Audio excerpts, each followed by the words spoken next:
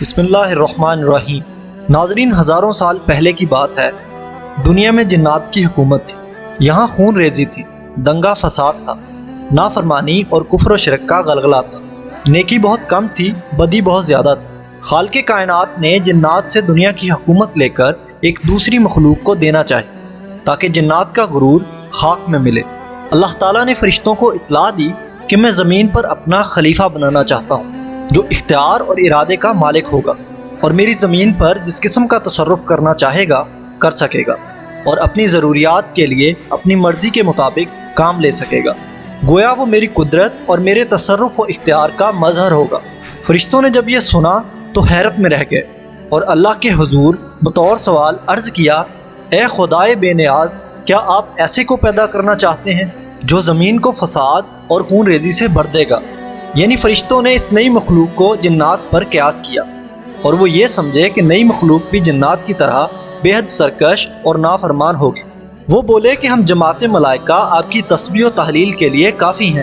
اللہ تعالیٰ نے جواب دیا، آدم کے پیدا کرنے میں جو حکمتیں ہیں تم ان سے واقف نہیں، بلکہ ہم ہی خوب جانتے ہیں۔ انسانوں میں بھی نافرمانی اور ظلم کا مادہ ہے، لیکن یاد رہے کہ وہ جنات کے مقابلے میں کم ہے۔ یوں سمجھنا چاہیے کہ انسان فرشتوں اور جنات کے بیچ کی معتدل مخلوق ہے۔ آدم علیہ السلام کا خمیر ایسی مٹی سے گوندا گیا جو نت نئی تبدیلی قبول کرنے والی تھی۔ جب یہ مٹی پختہ ٹھیکری کی طرح آواز دینے اور کھنکھنانے لگی تو اللہ تعالیٰ نے اس جستے خاکی میں روح پھونکی۔ ابھی روح ناک کے نتھنوں سے داخل ہو کر دماغ تک پہنچی ہی تھی کہ آدم علیہ السلام کو چھینک آئی۔ اسی وقت آدم علیہ السلام کو اللہ پاک کی طرف سے الہام ہوا اور آدم علیہ السلام نے چھینک لیتے ہی الحمدللہ کہا اور عرش معلیٰ سے جواب آیا، یرحمکم اللہ، یعنی اللہ تجھ پر رحم کرے۔ پھر رفتہ رفتہ روح حضرت آدم علیہ السلام کے تمام جستے خاکی میں سرایت کر گئی۔ یوں وہ مٹی کا پتلا یک بہ یک گوشت، ہڈی پٹھے کا زندہ انسان بن گیا اور ارادہ، شعور، حس، عقل اور وجدانی جذبات و کیفیات کا حامل نظر آنے لگا۔ جب اللہ تعالیٰ نے فرشتوں سے چند چیزوں کے نام دریافت کیے تو ان کو خبر تک نہ تھی کہ ان کے نام کیا ہیں۔ کائنات کی تمام اشیاء فرشتوں کے سامنے پیش ہیں اور ان کے نام ان معصوموں سے دریافت ہو رہے ہیں۔ کیوں؟ یہ صرف آدم علیہ السلام کا اعزاز بڑھانے کے لیے۔ چنانچہ اس سوال پر سارے فرشتے عاجز ہوئے اور سب نے انکساری سے عرض کیا، اے پاک پروردگار، تیری ذات خوب واقف ہے کہ ہم ان چیزوں کے نام نہیں جانتے۔ ہمیں تو بس وہی علم ہے جو تو نے ہمیں عطا کر رکھا ہے، یعنی ذکر خدا اور تسبیح الہی۔ فی الحقیقت تو ہی سب چیزوں کا جاننے والا ہے اور بڑا حکمت والا ہے۔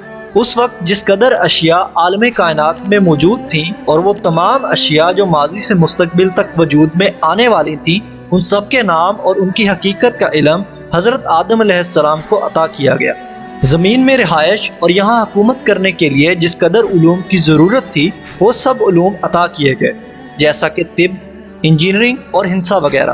انسانوں کے اندر غصہ، شہوت، بھوک، حسد، تکبر، الغرض بہت سی باطنی کیفیات و احساسات ہیں جنہیں انسان ہی سمجھ سکتے ہیں۔ فرشتوں کے اندر وہ جذبات نہیں ہیں، اس لیے وہ ان کے نام اور کیفیات بتا بھی نہیں سکتے۔ بہرحال حضرت آدم علیہ السلام کو صفت علم سے اس طرح نوازا گیا کہ فرشتوں کے لیے بھی ان کی برتری کے اقرار کے علاوہ چارہ نہ رہا اور یہ ماننا پڑا کہ اگر ہم زمین پر اللہ تعالیٰ کے خلیفہ بنائے جاتے تو کائنات کے تمام بھیدوں سے نا آشنا رہتے۔ جب حضرت آدم علیہ السلام کی علمی برتری تمام جنات و ملائکہ پر آشکارا اور ظاہر ہو گئی تو اب آدم علیہ السلام کا اعزاز اور بڑھا۔ اللہ تعالیٰ نے انسانوں سے ہزاروں سال پہلے ایک مخلوق آگ سے پیدا کی جسے جنات کہتے ہیں۔ جنات کی قوم میں ایک بزرگ تھا جس کا نام عزازیل تھا۔ کہا جاتا ہے کہ عزازیل ہی جنات کا جد امجد ہے، جس طرح آدم علیہ السلام انسانوں کے جد امجد ہے۔ عزازیل بہت عبادت گزار اور اللہ کا نہایت فرما بردار جن تھا۔ جب عزازیل کی دانائی اور عبادت زمین و آسمان میں اچھی طرح آشکار ہو گئی تو عزازیل کو یقین ہو گیا کہ میں حقیقت میں کوئی اعلیٰ اعزاز کے قابل ہوں اور اللہ تعالیٰ کے فرشتوں میں نہ کوئی مجھ سے زیادہ عالم ہے اور نہ کوئی مجھ سے زیادہ ظاہر، اور اگر ہیں بھی تو میں ان کا سردار ہوں۔ نیز عزازیل کو خود پر غرور ہوا چلا تھا۔ اللہ تعالیٰ نے جب فرشتوں کو حکم دیا کہ آدم علیہ السلام کے سامنے سجدہ کرو تو تمام فرشتوں نے حضرت آدم علیہ السلام کو سجدہ کیا، مگر عزازیل جس کا لقب آج سے ابلیس ہوتا ہے، اس نے سجدہ کرنے سے انکار کر دیا۔ لکھا گیا ہے کہ جب فرشتوں نے آدم علیہ السلام کو سجدہ کیا تو پورے 100 برس تک تمام ملائکہ سجدے میں پڑے رہے۔ پھر جب انہوں نے سجدے سے سر اٹھایا تو دیکھا کہ عزازیل یعنی ابلیس حضرت آدم علیہ السلام سے منہ موڑے کھڑا ہے اور اس کا سارا منہ سیاہ ہو رہا ہے، جو آج سے پہلے نہایت خوبصورت تھا۔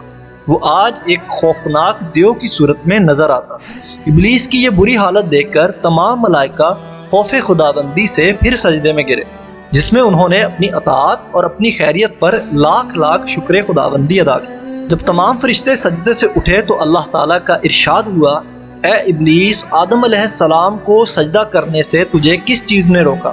اللہ تعالیٰ اگرچہ عالم الغیب ہیں اور دلوں کے بیدوں سے خوب واقف ہیں اور ماضی، حال اور مستقبل سب ان کے لیے یکساں ہیں، مگر اللہ نے دوسروں کو دکھانے کے لیے ابلیس کے امتحان و آزمائش کے لیے سوال کیا۔ اس سوال پر ابلیس نے جواب دیا، اے اللہ، میں آدم سے بہتر ہوں کیونکہ مجھے تو نے آگ سے پیدا کیا اور آدم کو خاک سے، پھر میں آگ کا بنا ہوا خاک کے پتلے کو سجدہ کیوں کروں؟ مگر بدبخت شیطان اپنے غرور و تکبر میں یہ بھول گیا کہ وہ خود اور آدم علیہ السلام دونوں خدا کی مخلوق ہیں، تو مخلوق کی حقیقت خالق سے بہتر وہ مخلوق خود بھی نہیں جان سکتی۔ وہ اپنے غرور و تکبر میں یہ بھی بھول گیا، بلکہ یہ سمجھنے سے قاصر رہا کہ مرتبے کی بلندی اور پستی اس مادہ کی بنا پر نہیں ہے جس سے کسی مخلوق کا خمیر تیار کیا جائے، بلکہ اس کی اس صفات پر ہے جو خالق کائنات نے اس کے اندر ودیت کی۔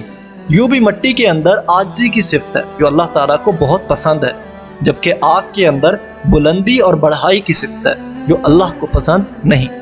بہرحال شیطان کا جواب چونکہ غرور و تکبر پر مبنی تھا، اس لیے اللہ تعالیٰ نے اس پر واضح کر دیا کہ تکبر نے تجھ کو اس قدر اندھا کر دیا ہے کہ تو اپنے خالق کے حقوق و احترام سے بھی منکر ہو گیا ہے، اس لیے مجھ کو ظالم قرار دیا اور یہ نہ سمجھا کہ تیری جہالت نے تجھ کو حقیقت کو سمجھنے سے قاصر کر دیا، بس تو اب اس سرکشی کی وجہ سے ابدی ہلاکت کا مستحق ہے اور یہی تیرے عمل کی قدرتی پاداش ہے۔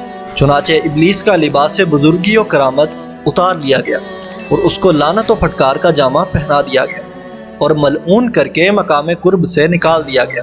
لکھا گیا ہے کہ ابلیس کا حسن و جمال ملائکہ سے بہت اچھا تھا، وہ نہایت نورانی صورت کا تھا، مگر آج غرور اور نافرمانی کے سبب ایسی صورت ہو گئی کہ جو دیکھتا تھا وہ اس پر لعنت ملامت کرتا تھا۔